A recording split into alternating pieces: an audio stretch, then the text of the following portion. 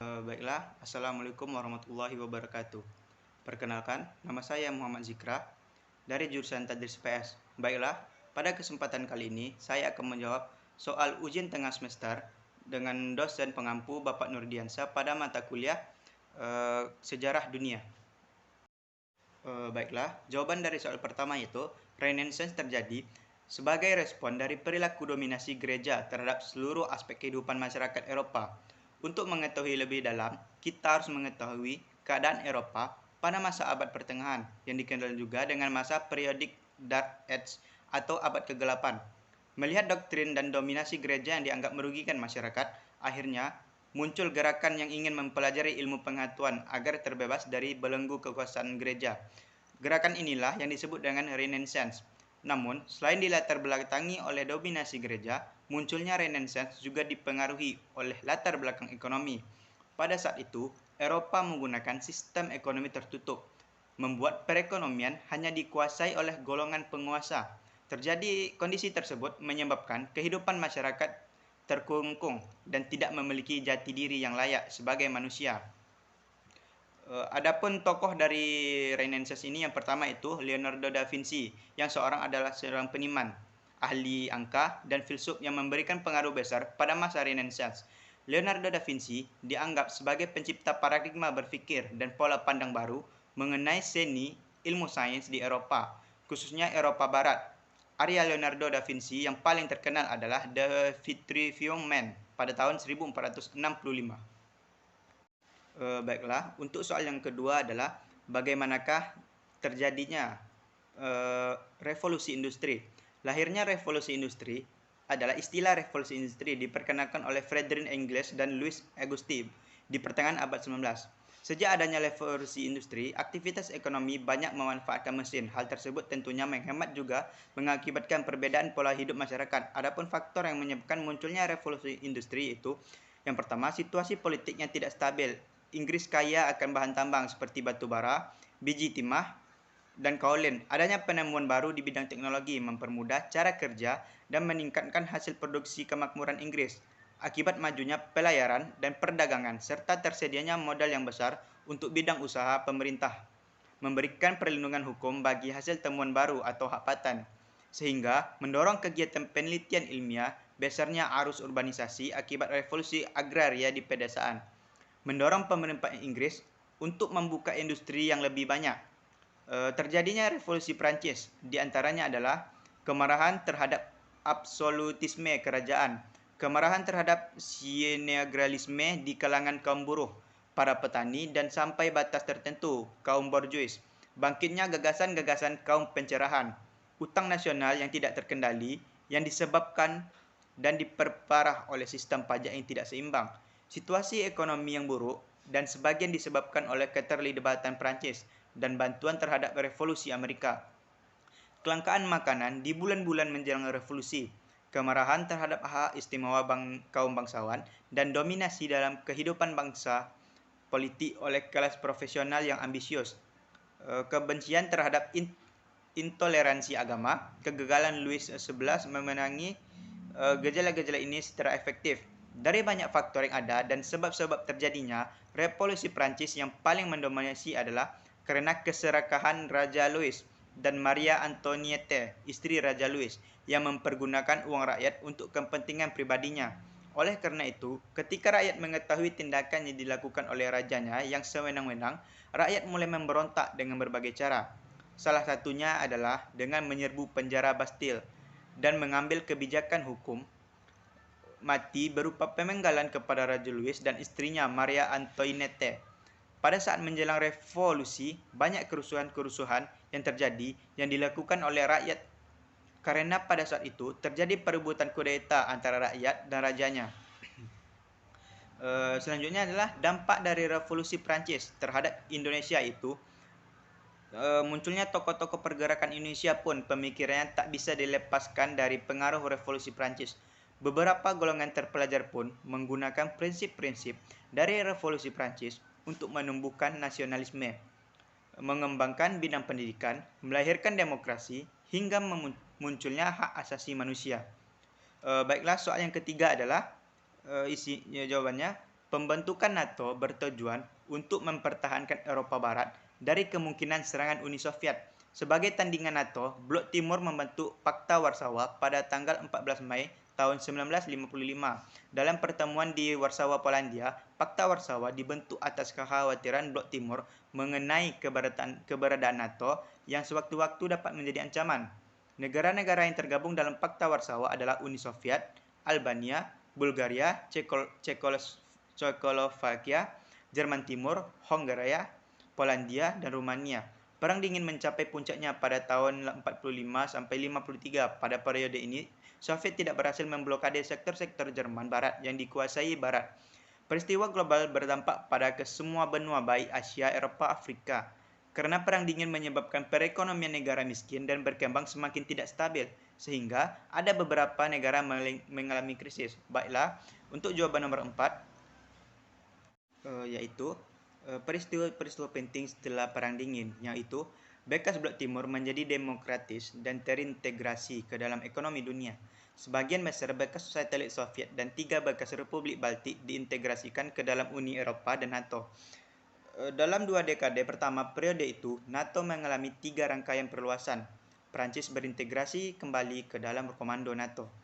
Rusia membentuk CSTO untuk menggantikan Pakta Warsawa yang dibubarkan, menjalin kemitraan strategis dengan Cina dan beberapa negara lain, serta memasuki organisasi non-militer Shanghai dan BRICS. Kedua organisasi terakhir termasuk Cina yang merupakan kekuasaan yang berkembang pesat. Bereaksi atas kebangkitan Cina, pemerintahan Obama menyeimbangkan kembali kekuatan strategis di kawasan Asia Pasifik. Krisis besar pada periode tersebut termasuk Perang Teluk, Perang Yugoslavia, pengembangan NATO atas Yugoslavia, Perang Chechnya pertama dan kedua, serangan 11 September, Perang Afghanistan, Perang Irak, Perang Rusia, dan Perang Rusia yang sedang berlangsung. Perang-perang lain yang sedang berlangsung, seperti Perang Saudara di Rusia, secara luas digambarkan sebagai serangkaian perang yang proksi yang tumbang tindih antara kekuatan regional dan dunia, terutama antara Amerika Serikat dan Rusia. Dengan berkuasanya Vladimir Putin, Rusia secara bertahap menjadi lebih otoriter dan kebijakan negerinya lebih agresif. Hal ini mengakibatkan memburuknya hubungan dengan Barat dan memuncak dengan sanksi, bantuan militer ke Ukraina, isolasi internasional, dan prospek perluasan NATO lebih lanjut. Untuk isi nomor 5 itu, kesempatan merdeka untuk negara-negara yang sebelumnya terjajah. Kesempatan ini secara langsung ataupun tidak langsung setelah Perang Dunia Kedua untuk negara di kawasan Asia biasanya terjadi oleh orang Eropa, salah satunya Indonesia, menambah lapangan pekerjaan. Krisis ekonomi yang terjadi di sebagian belahan dunia sebelum adanya Perang Dunia Kedua. Namun, adanya Perang Dunia Kedua pada saat perang dibutuhkan banyak tenaga kerja dan juga mengembalikan sektor ekonomi yang tadinya melemah menjadi kembali normal. Peran teknologi sangat diperlukan saat Perang Dunia Kedua, mengakibatkan produksi barang-barang teknologi tinggi itu dibutuhkan, seperti produksi mobil, pesawat terbang, yang lainnya mengalami kenaikan yang sangat tajam dan membutuhkan banyak tenaga manusia.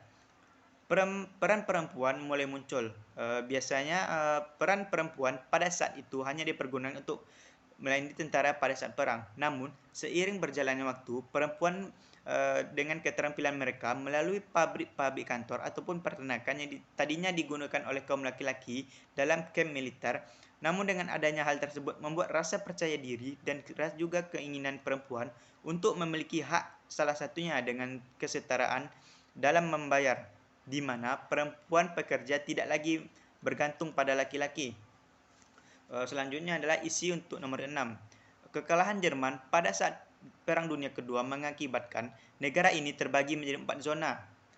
Pendudukan di bawah kekuasaan Amerika Serikat, Inggris, Prancis, dan Uni Soviet. Pembagian tersebut diatur dalam Perjanjian Potsdam yang disepakati pada 2 Agustus tahun 45.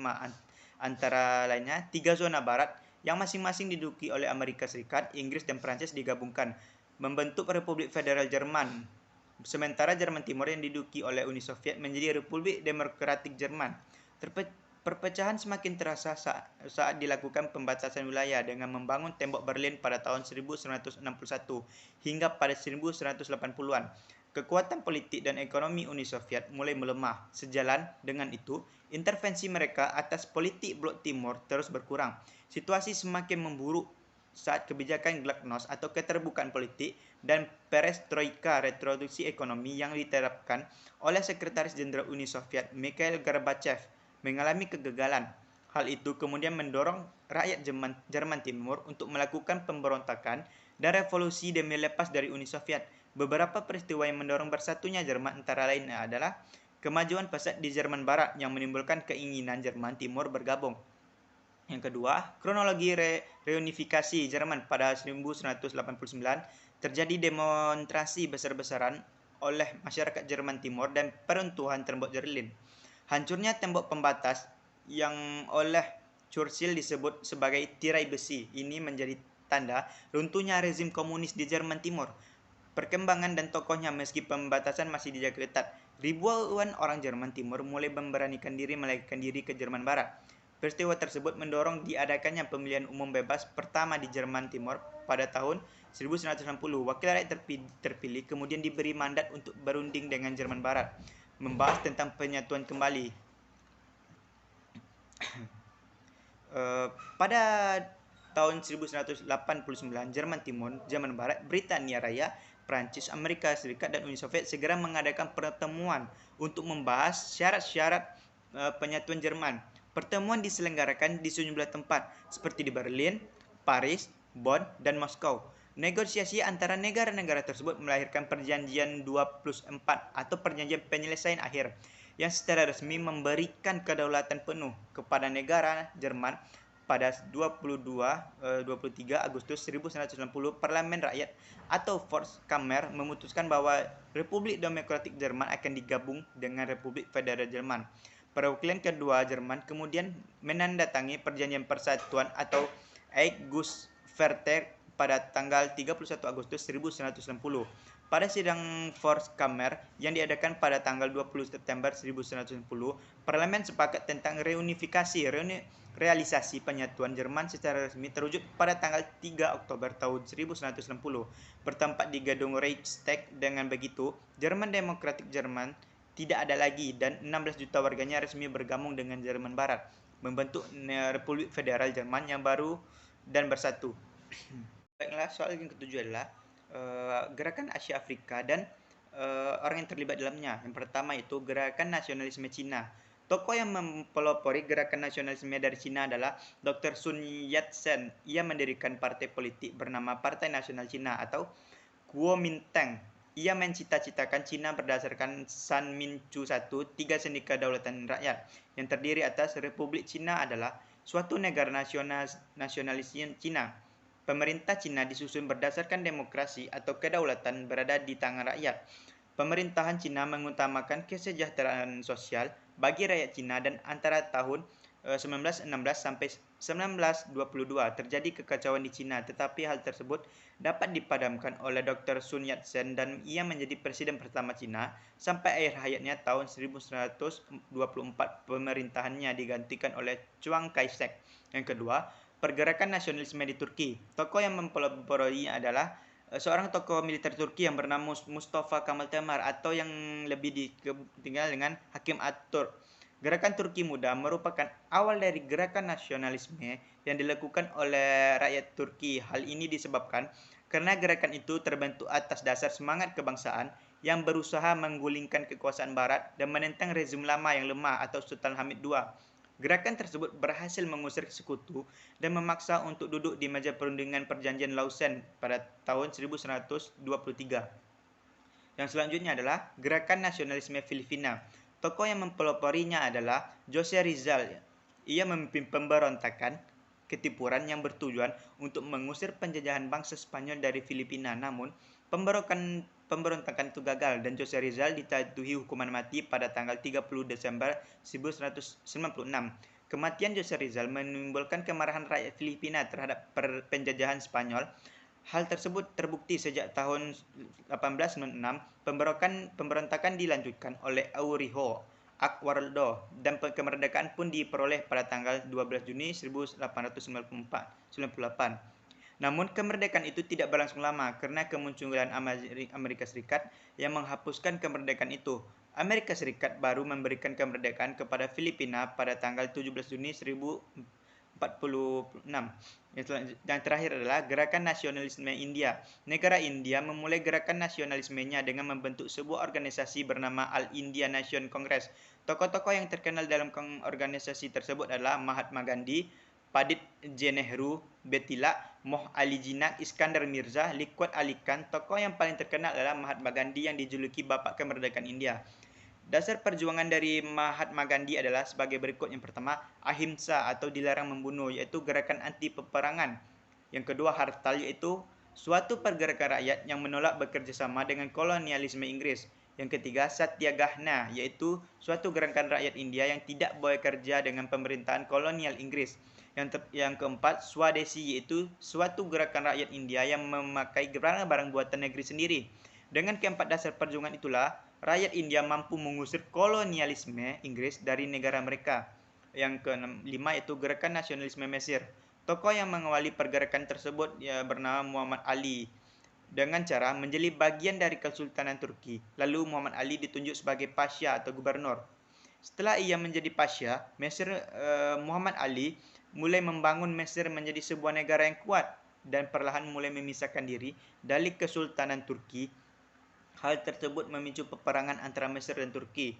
Namun Turki yang dibantu oleh Inggris dan Rusia terlalu kuat bagi Mesir yang hanya dibantu oleh Perancis. Dengan kekalahan tersebut, membuat Mesir secara perlahan menerima kehadiran Inggris di negaranya melalui konferensi Alexandria tahun 1840. Gerakan nasionalisme di Mesir terus berlanjut di bawah pimpinan Arbi Pasha. Tujuannya adalah untuk menentang kekuasaan bangsa Eropa, terutama Inggris. Setelah Perang Dunia Kedua berakhir, nasionalisme Mesir terus berkobar. Puncaknya pada tanggal 23 Juli tahun 1952, meletuslah revolusi Mesir dan pada akhirnya pada tanggal 18 Juni 1953, Mesir menjadi negara berbentuk republik. Meskipun telah merdeka, gerakan nasionalisme terus berkobar oleh Gamal Abdul Nasser.